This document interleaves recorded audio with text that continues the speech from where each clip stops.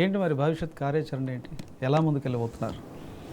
Sir ఇప్పటి వరకు చూసిన ఇప్పుడు జరుగుతున్న సిచ్యువేషన్ అన్ని బట్టి అంటే ఆయన ఒక్క మాట మీద కూడా నిలబడలే.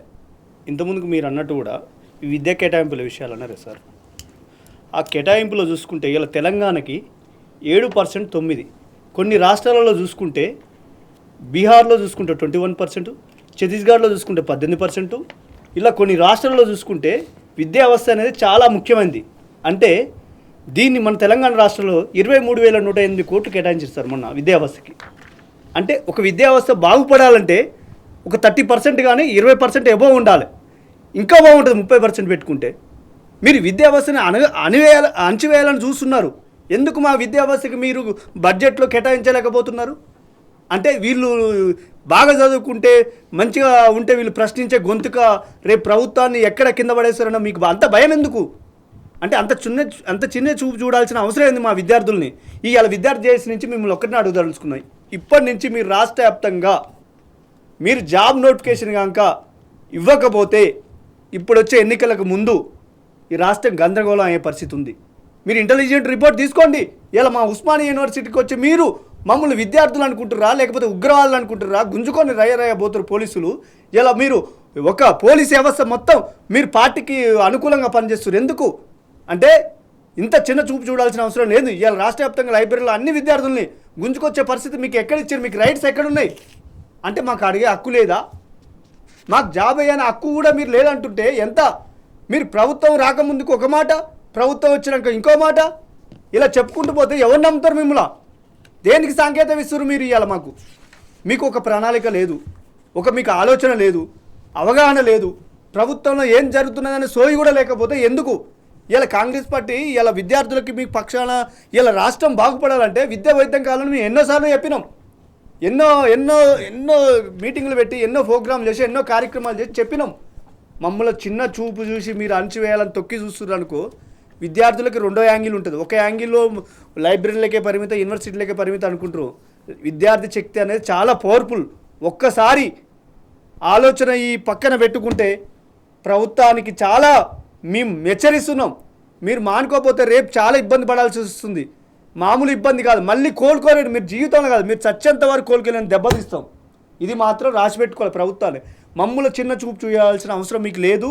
దీన్ని మీరు ఆలోచించి మళ్ళీ మీరు త్వరలో జాబ్ నోటిఫికేషన్ చేస్తే మాత్రం బాగుంటుంది. లేకపోతే మీకు ఉంటుంది ఇక విద్యార్థుల చేతిలో మీకు పెద్ద సవాల్గా మేము విసురుతున్నాం.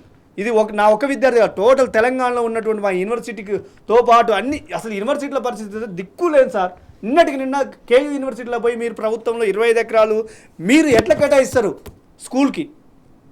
అంటే మీరు యంగ్ ఇండియా స్కూల్ అని పెట్టుకొని వచ్చారు.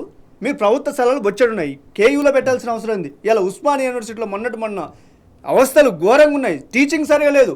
మీరు ఉన్న టీచింగ్లు ఉన్న సబ్జెక్టులు తీసేస్తున్నారు. ఎవరు తీసేయమన్నారు మీకు? అంటే లేకపోతే మీకు నింపచేత కాకపోతే మీరు గైడ్ తీసుకోండి. ఇలా పాలమూరు చూసుకున్నా, ఎంజీ యూనివర్సిటీ తీసుకున్నా, మన గొడ్డు కారం వేసి పెట్టింది. ఇలా రాష్ట్ర చరిత్రలో యూనివర్సిటీలో మా ఎంజీ యూనివర్సిటీలో గొడ్డు కారం పెడితే మేము పోయి ఆడ ధర్నా చేస్తే వీసీ మోంగ పట్టుకుని అడిగితే సార్ ఇంకోసారి రాని ఇట్లా ఎన్ని చెప్పుకుంటూ పోతారు మీరు? ఇక చిన్న చూపు చూడాల్సిన అవసరం లేదు. దీన్ని పెద్ద ఎత్తున మీరు మార్పు రాకపోతే ఇక మేమే బహిరంగంగానే దిగుతాం. ఇది మేము హెచ్చరిస్తున్నాం, ఆర్డర్ ఇస్తున్నాం, పక్కా చెప్తున్నాం. ఇది మేము బ్యాకప్ అయ్యే విషయమే లేదు. దీన్ని మాత్రం మీరు ఆలోచించుకోవాల్సిన అవసరం ఉందని మేము ప్రభుత్వాన్ని హెచ్చరిస్తున్నాం. మార్పు రావాలని మేము కోరుతున్నాం సార్. ఈ మార్పు రాకపోతే ఎందుకు మీరు మీ పక్షాన మీరే మీ వాళ్ళకి చిల్లర తిరిగేటోళ్ళు పౌలించుకుంటూ పోతే ఒక విద్యార్థి నాయకుడు గతంలో ఇప్పుడు నేను జనరల్గా చెప్తున్నా సార్, గతంలో ఏ ప్రభుత్వం అయినా విద్యార్థులకు అవకాశాలు కలిగించారు. అంటే వాళ్ళకి కొంచెం తెలివి ఉంటుంది. యూనివర్సిటీలో చదువుకున్న విద్యార్థులు కానీ వాళ్ళకి కొద్దిగా అవగాహన ఉంటుంది. వాళ్ళకి ఇస్తే ప్రభుత్వంలో ఏమేమి చేయాలో తెలియకపోతే చెప్పడానికి. ఇలా నువ్వు ఎంతమందికి ఇచ్చిన ప్రభుత్వం, కాంగ్రెస్ ప్రభుత్వంలో ఏ విద్యార్థి నాయకునికి నువ్వు ఎమ్మెల్యే టికెట్లు కానీ ఏ పరంగా అయినా నువ్వు ఒక నామినేటెడ్ పదవిలో ఏమి ఇచ్చినావు? ఏది ఇవ్వకపోతే నీకు ఏం తెలుస్తుంది ప్రభుత్వంలో? అంటే ఈ అంతా బ్యాచ్ మొత్తం చేరి ఏకపక్షంగా ఉంటే విద్యార్థులు అన్యాయం చేయడం తప్ప దీన్ని మీరు మానుకోవాలి. మీకు అవగాహన లేకపోతే ఇలా ఇరిగేషన్ చూసుకో, ఏ డిపార్ట్మెంట్ అయినా చూసుకో, సివిల్ సప్లై డిపార్ట్మెంట్ తీసుకో, నువ్వు ఎన్ని డిపార్ట్మెంట్లో చూసుకో, ఇలా నీకు చాలా ఖాళీగా ఉన్నాయి నోటిఫికేషన్స్. ఇలా నువ్వు 2 లక్షల ఉద్యోగాలు వేస్తాను నువ్వు సంవత్సరంలో వేసినావు. అసలు ప్రభుత్వం పోయిన టీఆర్ఎస్ ప్రభుత్వం ఇచ్చిన ఉద్యోగాలనే వారికి నియామక పత్రాలు ఇచ్చినావు. డిఎస్ఎస్ దాన్ని కలిపేసినావు. మొన్న గ్రూప్ 1 కూడా అది టీఆర్ఎస్ ప్రభుత్వం ఇచ్చిందే. రైట్. ఇవాళ వచ్చి నువ్వు కండక్ట్ చేసినావు నువ్వు ఏం మార్పులు రావాలని మేము కోరుతున్నాం. ఆ మార్పే రాకపోతే నీకు భారీ ఎత్తున మేము హెచ్చరిస్తున్నాం. విద్యార్థి శక్తి ఏందో, విద్యార్థి జేఏసీ శక్తి ఏందో చూపిస్తాం మేము. చాలా కీలకంగా పనిచేస్తున్నాం మేము విద్యా టైంలో కూడా, ఇప్పుడు కూడా అదే చెప్తున్నాం. దీని మార్పు రావాలని మేము కోరుతున్నాం. లేని పక్షంలో బహిరంగంగానే నేను చెప్తున్నాను, విద్యార్థులు పెన్నే పడతారు. పెన్ను కాదనుకుంటే ఇక నేను చెప్పను, వేరేది కూడా పట్టుకుంటారు వాళ్ళు. ఎంతమందిని కొడతారు? అప్పుడు రోడ్లకు ఎక్కితే అస్తవ్యస్తంగా అయితే దీన్ని మాత్రం మీరు కంట్రోల్ చేయడం మీ వల్ల కాదు. విద్యార్థి ఫోర్స్ని కంట్రోల్ చేయడం ప్రభుత్వం వల్ల కూడా కాదని హెచ్చరిస్తున్నాను. రైట్.